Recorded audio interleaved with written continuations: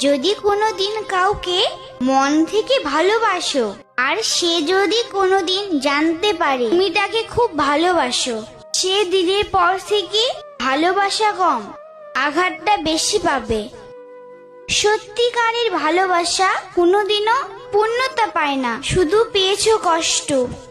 ভালোবাসা কিনতে পাওয়া যায় না, কিন্তু একটা পুরুষ দোকানদারও হতে পারে না, কারণ সে ভালোবাসা কখনো বিক্রি করতে পারে না। সে তার মাথার ঘাম পায়ে ফেলে সবটুকু সঞ্চয় দিয়ে তার ভালোবাসা কিনতে জানে, বিক্রি করতে নয়।